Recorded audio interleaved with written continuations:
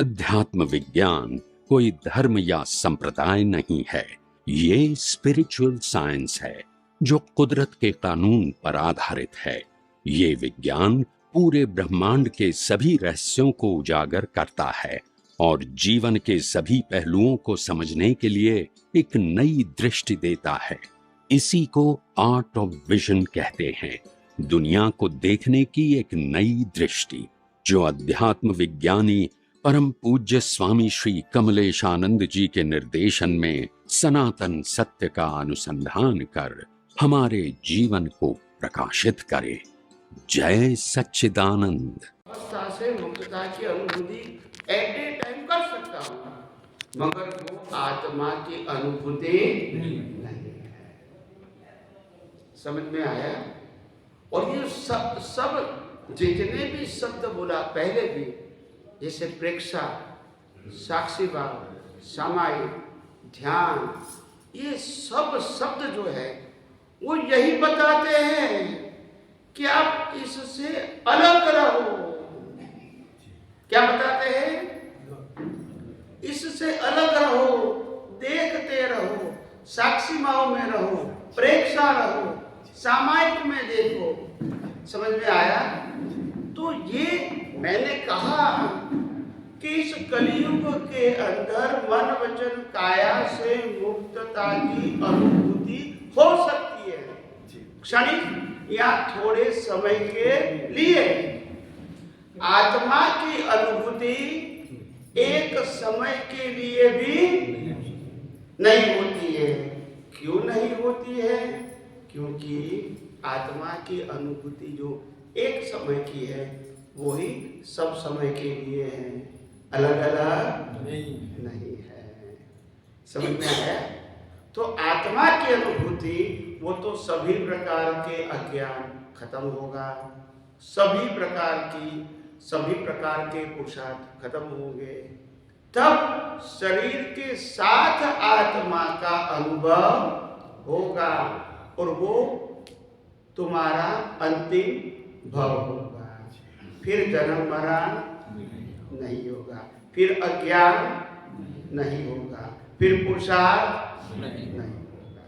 एक तरह हमारा अंतिम लाइफ बीत रहा है और दूसरी ओर आत्मा अपने स्वभाव में आ गया है और कुदरती जो लास्ट बर्थ के कर्म है वो खत्म कर रहे हैं। और जैसे ही कर्म खत्म हो जाएगा आत्मा कहाँ जाएगा?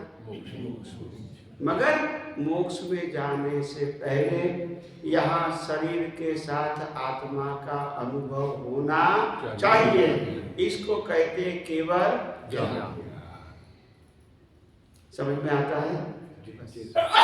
तो प्रकृति से मुक्तता की अनुभूति तो हो सकती है, मैंने कभी मना नहीं किया है। समझ में आया? क्योंकि मगर प्रकृति की मुक्तता की अनुभूति वो आत्मा की अनुभूति है, वो भ्रांति है।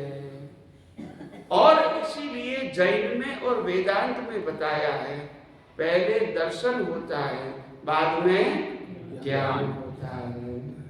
तो दर्शन का मतलब होता है ब्रह्मांड से, जिसमें मन वचन काया भी आ गया, ब्रह्मांड से मुक्ति की अनुभूति पहले होती है और आत्मा की अनुभूति बाद में होती है। वो स्टेप है, स्टेप समझते हैं? पहले केवल दर्शन होता है, बाद में केवल बिना केवल दर्शन केवल ज्ञान होता है। तो सब समझने की चीज है। इतनी गहराइयों से स्पष्ट और सरल भाषा में कोई बात नहीं कर सकता। क्यों नहीं कर सकता? क्योंकि अनुभव नहीं है।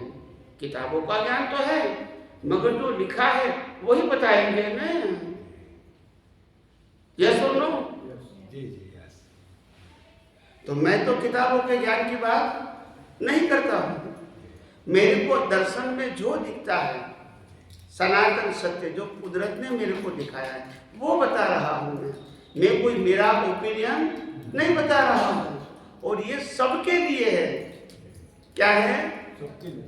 और इसीलिए कहता हूं, कभी कभी कोई व्यक्ति को ध्यान से, योग से, क्रिया से प्रेक्षा से, साक्षी भाव से, मन वचन काया से मुक्त रहने का अनुभव होता है तो वो अच्छा अनुभव है, कोई बुरा नहीं है। आप समझे? मगर इसको आत्मा का अनुभव मानना वो सही नहीं है। समझ में आया? समझ में आया कि नहीं? जी जी स्वामी जी, समझ में आया। जो व्यक्ति ने शादी नहीं किया है, क्या बताया? जी जी। और चुस्त ब्रह्मचारी है, उन्होंने कभी स्त्री का अनुभव नहीं किया है। मगर जिन्होंने शादी किया है और स्त्री का अनुभव किया है, अगर वो स्त्री 3 दिन के लिए जाएंगे तो भी वो मुक्तता की अनुभूति करेगा। बोलते नहीं है। मगर ये अनुभव कोई परमानेंट अनुभव थोड़े समय के लिए है। ऐसे यहाँ जैसे संयोग से अनुभूति होता है, ऐसे यहाँ जागृति से अनुभूति होता है कि मन वचन काया उनकी अवस्था और सामने वाले मन वचन काया उनकी अवस्था को जब हम कुदरती रचना देखेंगे तो हम प्रकृति से मुक्त रहने की अनुभूति कर सकते हैं। इसमें कोई गलत बात भी नहीं है और वो कोई भी कर सकता है, इसमें किसी की मोनोपोली। मगर इसको आत्मा का अनुभव मानना वो गलत है। आप समझे? 3 दिन आपने स्त्री का अनुभव नहीं किया मतलब आप ब्रह्मचारी नहीं हो गए। बोलते नहीं है। जी जी। ये थोड़े समय की शांति है। ऐसे यहाँ होता है। अज्ञान है वहां तक परमानेंट केवल दर्शन नहीं होता है, और केवल दर्शन नहीं है वहां तक केवल ज्ञान भी नहीं। तो ये स्टेप है, मगर ये स्टेप कौन बताएगा? जी स्वामी। जिसके अनुभव में नहीं है वो बेचारा स्टेप कैसे बताएगा? वो तो किताब में लिखी है, वही बात सिंपल भाषा में बताएगा। स्वामी जी, इस कलिकाल में ऐसा कोई मनुष्य तो हो सकता है जिसने इसके पहले जन्म में केवल दर्शन कर चुका हो और इस वर्ष में केवल ज्ञान में जी रहा हो? नहीं है कोई। ऐसा क्यों स्वामी जी? कलिकाल इतना बड़ा क्यों है? जब मैं कहूंगा तो उत्तर दूंगा ना। जी सर। जब मैंने पहले भी कहा है, मैं साइंटिस्ट हूँ, तो जो भी प्रश्न का उत्तर दूंगा वो सिद्धांत से दूंगा, सनातन सत्य के रूप में दूंगा। मैं कोई मेरा व्यू पॉइंट नहीं बताऊंगा। और जब कुदरत का कानून के रूप में होगा तो सबको लागू होगा, चाहे माने या न माने। अगर दुनिया के 99% लोग कुदरत के कानून को नहीं जानते हैं तो क्या उसको लागू नहीं होगा? होगा। तो मैं उसी कानून की बात करता हूँ कि क्यों नहीं होगा। पूछ रहे थे अभी। एक मिनट।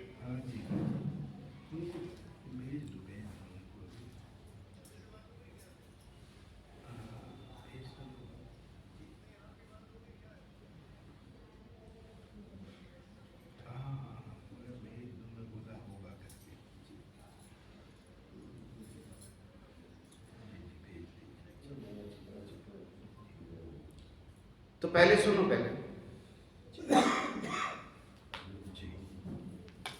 आपके प्रश्न का उत्तर सुनो। जी स्वामी जी। ये काल में कोई भी व्यक्ति के पास इंटरनल यानी आंतरिक इतनी क्षमता नहीं है कि वो 100% अपने मन वचन काया या पूरी दुनिया के व्यक्तियों को दुनिया की सभी अवस्थाओं से वो मुक्त रह सकते हैं। ऐसी क्षमता इस काल में नहीं है, मगर प्रयोग के रूप में कहीं हद तक समर्थ पुरुष रह सकते हैं, कहीं हद तक। जी जी। तो केवल दर्शन भी इस काल में किसी को नहीं है। केवल ज्ञान की तो बात ही छोड़ दो। क्या बताया?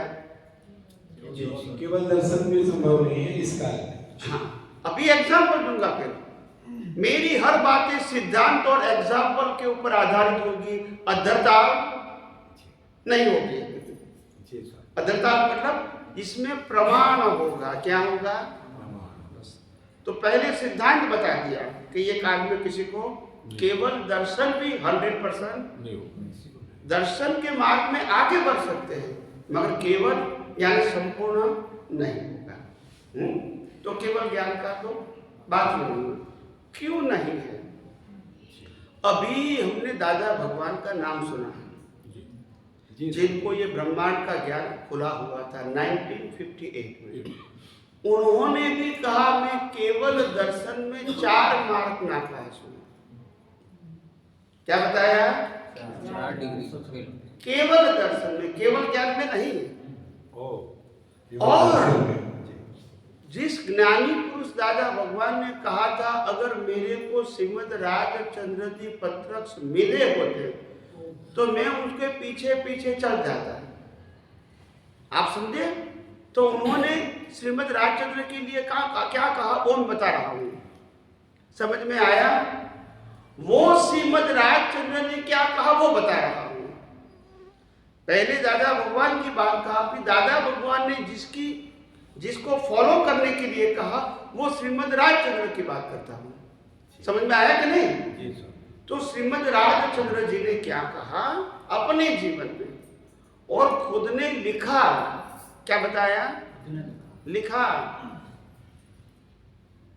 जे पद श्री सर्वज्ञ डीठू ज्ञान मान।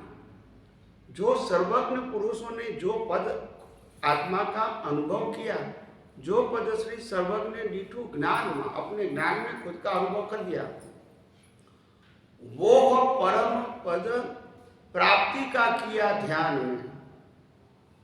क्या बताया? उन्होंने जो अनुभव किया वो शब्दों से बता तो नहीं सके, अनुभव किया मगर बता नहीं सके। उस अवस्था का मैंने ध्यान किया, श्रीमद राजचंद्र जी ने कहा। क्या बताया?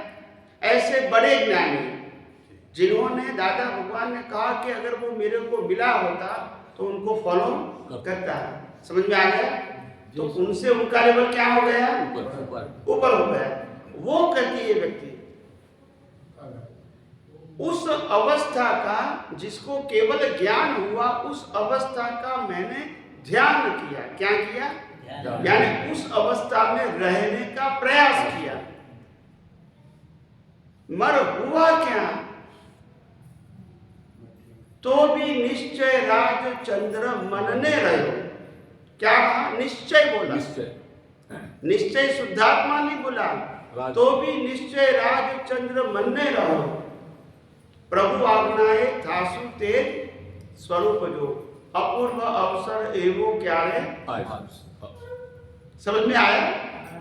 तो इसीलिए कोई चमत्कारिक रूप से अपनी मर्जी से कुछ भी बोलना चाहे तो बोल सकते हैं। हम तो सिद्धांत और प्रमाण से बात करेंगे, ऐसी उपलब्ध बातें नहीं करेंगे। आप समझे?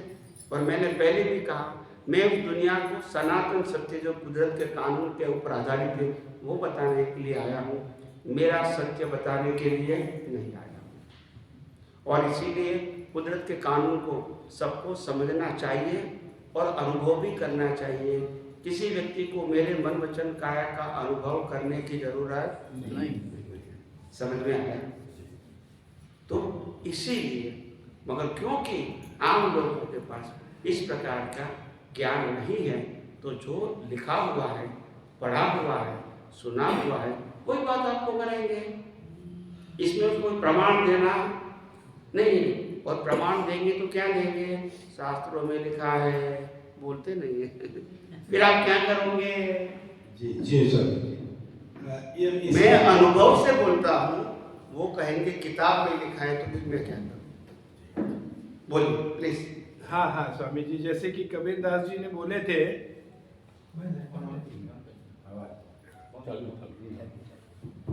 हाँ जी, जैसे कबीर दास जी बोले थे कि मैं कहता आखन की देखी और आप कहते कागज की लेखी। इस तरह हमारे स्वामी जी अनुभव ज्ञान हमको दे रहे हैं।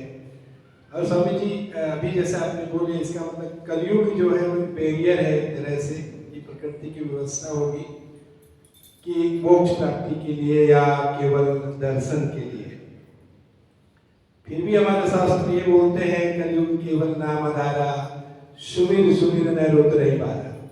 इसमें क्या कहेंगे स्वामी जी? कलयुग में हमारे पास, क्योंकि सबसे पहले कलयुग में अनुभवी ज्ञानी होना वो एक अपवाद है। क्या है? अपवाद समझते हैं ना? एक्सेप्शनल, नॉर्मली होते नहीं है। क्या नहीं है? और होते हैं तो सबको मिलते नहीं। क्यों नहीं मिलते हैं? क्योंकि अनुभवी ज्ञानी पुरुष सबके जैसे ही होते हैं, कोई उसकी अलग पहचान बाह्य से नहीं होती है। समझ में आया? तो इसीलिए उनको आंखों से पहचानना आम लोगों के लिए आसान नहीं है। वो कोई स्पेशल ड्रेस भी नहीं होता है। समझ में आया? अनुभवी पुरुष धर्मज्ञानी हो सकता है स्पेशल ड्रेस में, अनुभवी ज्ञानी नहीं होता है, सिंपल कपड़ों में, सिंपल जीवन में होता है। और उनकी बातें समझना वो सबके बस की बात भी जिसको मिलता है उसको भी सब लोग समझ पाते हैं, क्योंकि उनकी बातें इतनी गंभीर, इतनी विशाल और इतनी गहरी होती है, हमारी मंद बुद्धि से इतनी गहराई और इतनी ब्रॉडनेस हम पकड़ नहीं पाते हैं। आप समझे? वो बता तो सकते हैं मगर हम समझ नहीं पाते हैं। समझ में आया? और इसीलिए महापुरुषों ने ये भी कहा है, हम सभी तीर्थंकरों की सभा में, ज्ञानी भगवंतों की सभा में कितनी बार बैठकर आए। ऐसा नहीं कि हमने कभी ऐसे केवल ज्ञानी को भी नहीं मिला है, केवल दर्शन वाले को नहीं मिला है, ऐसा नहीं है, मगर उस समय भी हम समझ नहीं पाए। तो ये क्योंकि जब हमारा आध्यात्मिक डेवलपमेंट नहीं होता है तो उस लेवल की बात को सुन तो सकते हैं, क्या बताया, समझ सकते हैं नहीं। ये हमारी लेवल ऑफ अंडरस्टैंडिंग से बाहर। आप समझे ना? जी सर। आज 5वीं कक्षा का बच्चा है, इनको 10वीं कक्षा की किताब की बात करोगे, क्या होगा? वो सुन तो सकेंगे, समझ सकेंगे? तो क्या किताब वो गलत है? गलत नहीं है, उनकी समझ शक्ति से बाहर या तो ऊपर है। तो प्रश्न मैच्योरिटी का आता है। क्या आता है? इसीलिए अगर सुनने वाला नहीं समझ पाता है तो वो गलती नहीं है, मगर प्रयास चालू रखना चाहिए। वो अगर ऐसा समझेंगे कि मेरे को समझ में नहीं आता है तो मैं छोड़ दूं, तो फिर कभी समझ में नहीं आएगा। आप समझे ना? जी स्वामी जी। तो ये ज्ञान की जो धारा की जो ताकत होती है, क्या बताया? ज्ञान की जो धारा होती है, इनकी ताकत क्या होती है? एक जो धारी जल की धारा पत्थर को भी तोड़ सकती है। बोलते नहीं है हाँ या ना? हाँ जी जी जी स्वामी। एक जो धारी जल की धारा पत्थर को भी भेज सकती है जी। ऐसे ये ज्ञान की धारा मिलते मिलते मिलते धीरे धीरे अगर हमारा इंटरेस्ट है तो परिपक्वता धीरे धीरे आएगी जी जी। और इसीलिए अगर आपको आज नहीं भी समझ में आता है तो आपकी गलती नहीं है, मगर आगे प्रयास करना, सुनना, समझने की कोशिश करना, यही आगे बढ़ने का मार्ग है। छोड़ना वो आगे बढ़ने का मार्ग नहीं है। बोलिए जी जी। बहुत बहुत साधुवाद स्वामी जी, आपके चरणों में पुनः कोटि कोटि प्रणाम।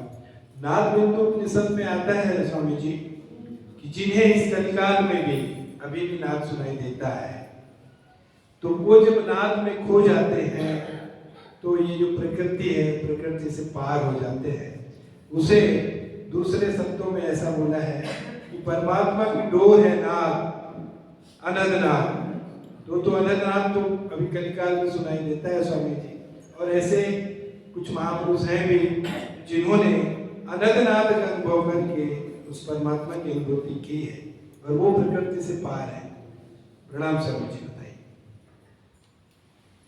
अभी और किसी को प्रश्न है तो पूछ सकते हैं, नहीं तो धीरे धीरे हम समाप्ति की ओर आगे जा रहे हैं। प्लीज माइक देखिए।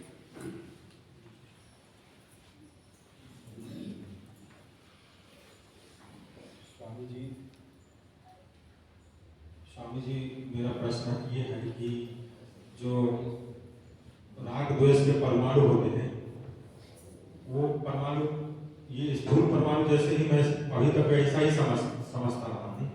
और दूसरा ये कि वो परमाणु खींचते हैं, वो जब भाव करते हैं तो ऐसा परमाणु आए, बाहर से आता है या अंदर ही चार्ज होता है, ये कुछ समझ नहीं आता। स्वामी जी, इसको थोड़ा सा बता। रिपीट कीजिए प्रश्न, जब प्रश्न की क्लैरिटी रिपीट कीजिए। राग द्वेष जब करते हैं स्वामी जी, जैसे क्रोध, मान, माया, लोभ जब करते हैं, क्रोध ही जैसे करते हैं, तो बताते हैं कि ये डिस्चार्ज हुआ और भाव क्रोध का ही रहा तो क्रोध के परमाणु चार्ज हुए। तो वो परमाणु कैसे परमाणु होते हैं? जो प्रोटॉन, न्यूट्रॉन, न्यूट्रॉन वाले परमाणु होते हैं, और वो परमाणु कहाँ से बाहर से अंदर प्रविष्ट कर जाते हैं, कि उसका क्या प्रोसेस होता है, वो समझ नहीं आता है स्वामी जी, उसको बताइए जी। सबसे पहली बात यह है कि जो हम क्रोध, मान, माया, लोभ या राग द्वेष प्रकृति के माध्यम से करते हैं जी स्वामी, वो कर्म नहीं है मगर कर्म फल है। जी स्वामी, जो मैंने बार बार बताया है। जी स्वामी, जो दिखता है वो कर्म फल है और जो नहीं दिखता है वो कर्म है। मैंने बार बार कहा है कि नहीं? कहे हैं स्वामी जी। अभी आगे बढ़ते हैं। जी स्वामी। तो बाहर क्रोध हो गया, इसका मतलब नहीं है कि क्रोध का आपने कर्म किया, वो जरूरी वो डिस्चार्ज। जी स्वामी। मगर क्रोध करते समय हमारा जीवंत अहंकार, लाइव अहंकार क्रोध से जुड़ गया और मानता है कि क्रोध करना ही चाहिए, नहीं तो ये लोग सुधरेंगे नहीं, तो ये कर्मचार्य किया। हाँ स्वामी, और वो कर्मचार्य होता है जी, ये पूरा यूनिवर्स जी स्वामी, शुद्ध परमाणुओं से भरा हुआ है। वो परमाणु कैसे होते हैं स्वामी जी? Electron, proton? हम इसको आंखों से देख सकते हैं नहीं, नहीं है, मगर वो शुद्ध है। क्या है? शुद्ध। अशुद्ध नहीं। वो शुद्ध परमाणुओं के ऊपर आपके अज्ञान के भाव का कोट लगता है। क्या लगता है? कोट लगता है, कोटिंग। हाँ, जी। अज्ञान से भाव प्रकट हुआ, भाव प्रकट उसका हुआ। कोट लगता है जी। और आत्मा की हाजिरी से हाँ। वो कर्म चार्ज होता है। वो कर्म चार्ज, ठीक है और स्वामी। चार्ज हुआ तो वो कर्म बन गया। हाँ, और वो कर्म का फल कुदरत देते हैं। ठीक है स्वामी, कुदरत देगी, पर वो जाता हमारे अंदर आता है कि खींचते हैं, बोलते हैं। बताओ। इसको कहते हैं कॉजल बॉडी, कारण शरीर। जी, जी स्वामी। मगर क्योंकि वो कारण शरीर फिजिकल नहीं है। हाँ, क्या बताया? फिजिकल नहीं है। नहीं है। जी, वो सूक्ष्माति सूक्ष्म शरीर है। जी स्वामी। सिर्फ केवल ज्ञानी देख सकते हैं। कौन? केवल ज्ञानी देख सकते। केवल दर्शन वाला देख सकता नहीं, और दर्शन वाला भी देख सकता नहीं, समझ सकता है, देख सकता नहीं, जी स्वामी। और जब इसका कुदरत फल देगी जी, तब तो पूरी दुनिया देखेगी। जी स्वामी। बराबर के नहीं? हाँ स्वामी। कर्म का फल तो पूरी दुनिया देख सकती है, जी स्वामी। कर्म नहीं देख सकती है।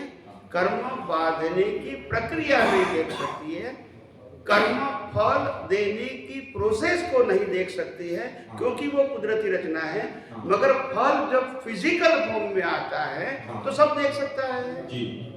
और जो फिजिकल फॉर्म में जो कर्म फल दिखता है, जी स्वामी। ये 5 इंद्रियों से अनुभव में आता है, जी। वो मैकेनिकल है। मैकेनिकल। इसमें कोई जीवंतता नहीं है। कुदरत के कानून में उसकी कोई वैल्यू नहीं। मगर अज्ञानता से भरे हुए लोगों को इस अवस्थाओं की वैल्यू हो जाती है। जी स्वामी। और वैल्यू से वो राग द्वेष फिर से करते हैं राग द्वेष। और नया कर्म चार्ज और जन्म मरण के चक्कर से मुक्त नहीं हो पाते, चलते हैं। और इसीलिए उसका उपाय क्या है? तो कि मन वचन काया उनकी अवस्था मात्र कुदरती रचना देखो। तुम्हारा या दुनिया की कोई भी व्यक्ति का अगर आपने मन वचन काया उनकी अवस्था को कुदरती रचना देखा, क्योंकि कुदरती रचना है ही और आपने वो देखा, तो कोई कर्म बंध नहीं, बस सीधा साधा विज्ञान है। लेकिन स्वामी जी इसमें मेरा तेरा जैसा कुछ नहीं। बोलिए। वो जो परमाणु चार्ज होते हैं स्वामी, वो ब्रह्मांड में ही रहते हैं कि हमारे यहाँ हमारे पास रहेंगे, जब तक जिंदा है तब हमारे पास रहेंगे और मरते समय पूरा पैकेज जाएगा, एक एक एंट्री नहीं जाएगी। क्या बताया? क्योंकि पूरे कर्म के पैकेज के आधार से कुदरत का कंप्यूटर पूरी लाइफ बनाता है। जी समझ में आया? एक एंट्री से लाइफ नहीं बनती है, पूरे कर्मों का पैकेज से आपकी लाइफ बनेगी। फिर जन्म होने के बाद, माता के गर्भ में आने के बाद रिजल्ट क्या होता है? मरते दम तक शुरू होता है। मतलब कौशल बॉडी में चार्ज होते हैं। कौशल बॉडी वो सूक्ष्म शरीर है, सूक्ष्म तो नहीं कहेंगे, सूक्ष्माति सूक्ष्म है, अति सूक्ष्म शरीर। हम अपनी आंखों से, इंद्रियों से या अति इंद्रिय से नहीं देख सकते। ये ज्ञान का विषय है, केवल ज्ञान का विषय है। और जिसको दर्शन है वो भी समझ पाता है। वो क्या बताया? दर्शन है वो समझ पाता है, देख सकता नहीं, केवल ज्ञान ही देख सकता है। बस स्वामी जी, ये तो प्रोसेस अच्छे से समझ में आ गया कि कैसे ये चार्ज। अब जब डिस्चार्ज होता है स्वामी जी, तो जैसे किसी को देखते ही किसी को गुस्सा है, तो वो गुस्सा आ जाता है, उसको क्रोध आ जाता है, तो परमाणु अंदर से बाहर निकलते हैं कि बाहर से फिर कैसे होता है? हाँ, वो पूरा पावर टाइम बॉम्ब क्या बोलते हैं? टाइम, वो टाइम से ही फूटेगा। जी सर। और जब फूटेगा जी तो बाहर की शक्ति अनावरण हो जाएगी और अंदर का परमाणु शुद्ध हो जाएगा, क्योंकि वो तो शुद्ध ही था, उनके ऊपर कोट लगा था। वो परमाणु अशुद्ध नहीं हुआ। परमाणु के ऊपर क्या लगा? कोट लगा। जब रिजल्ट आया तो वो अनकोट हो गया, मगर रिजल्ट दुनिया ने देखा और परमाणु शुद्ध का शुद्ध रहा, जो कुदरत में मिल गया। तो स्वामी जी, तो बाहर से परमाणु चार्ज होते हैं जो कॉजल बॉडी की चिपक, बाहर से परमाणु, क्योंकि वो तो वो यूनिवर्स में हर जगह पे है। जी स्वामी। कोई एक जगह पे है ऐसा नहीं, हर जगह पे है। शुद्ध परमाणुओं से ही पूरा ब्रह्मांड खींचो खींच भरा हुआ है, हर जगह। तो जब जन्म लिए स्वामी जी, तो जो परमाणु चार्ज हुए थे पिछले जन्म क्रोध के भाव से, वो जन्म के समय हमारे बॉडी के अंदर रहते हैं कि बाहर रहते हैं? जब समय आता है तो वो शुद्ध होते हैं, कैसे होता है? परमाणु की मालिकी कुदरत की है। जी। किसकी है? कुदरत। तो आपने जो परमाणु को चार्ज किया, कोट किया है, जी सर, वो कहाँ जाएगा?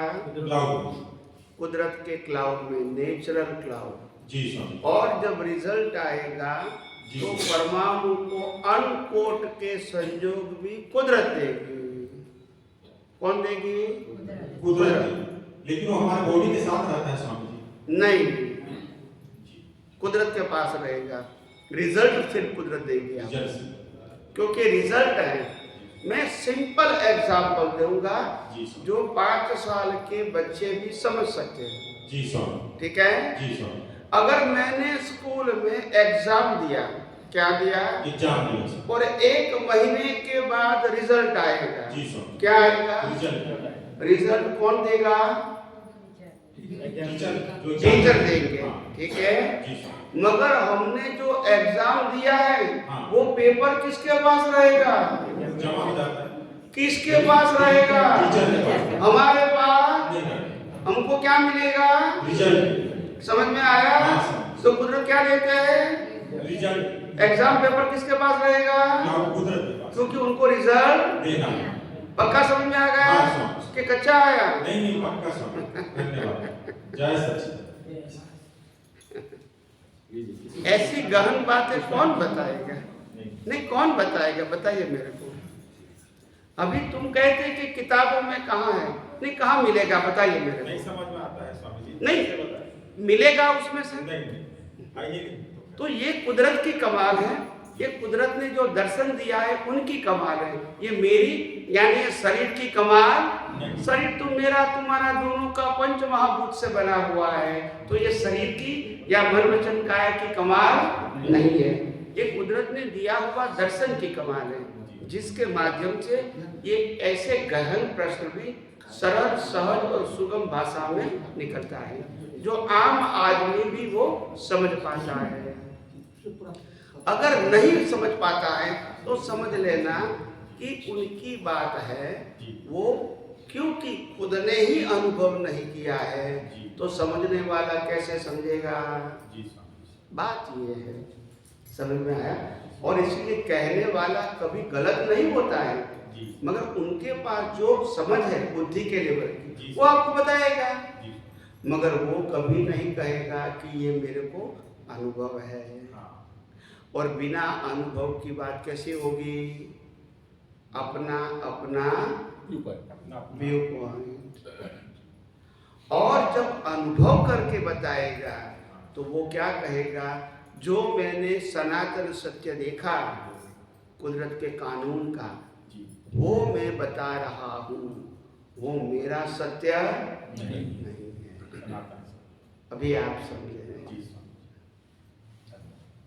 चलो, और किसी को प्रश्न नहीं है? वो स्वामी जी अभी आपने बोला वो श्रीमद रामचंद्र जी जो बोले थे वो गुजराती भाषा में बोले थे ना, तो मैं थोड़ा समझाने और एक बार बताएंगे वो क्या बोलते हैं? उन्होंने यही कहा कि जो आत्मा की स्थिति का अनुभव जो सर्वज्ञ पुरुषों ने किया, वो भी उसको शब्द से बताने में असमर्थ थे, अनुभूति को बताने में असमर्थ थे। समझ में आया? मगर श्रीमद रामचंद्र ने कहा, मैंने उस अनुभूति को अनुभव करने का प्रयास किया, जो शब्दों से वर्णन नहीं होता था, उसी दशा का मैंने अनुभव करने का प्रयास किया। समझ में आया? मगर मैं फेल हो गया, क्योंकि मैं राजचंद्र हूं निश्चय से, वो 100% निकला नहीं। समझ में आया? तो ये ऐसे बड़े महाज्ञानी ने, क्योंकि वो सरल स्वभाव के थे और वो सच्ची बात बताने वाले थे, वो अपने आप को अननेसेसरी बड़ा बताने की कोशिश नहीं करते। जो भी है वो बता दिया उन्होंने। आप समझे ना? तो इसीलिए मैंने कहा कि इस काल में कोई भी व्यक्ति को केवल ज्ञान तो होता ही नहीं है, मगर केवल दर्शन भी नहीं। आगे बढ़, अगर उनको केवल दर्शन होता तो मैं राजचंद्र हूँ, वो रहता नहीं। चलो अभी समाप्त करते हैं, लास्ट प्रार्थना बुलाते हैं।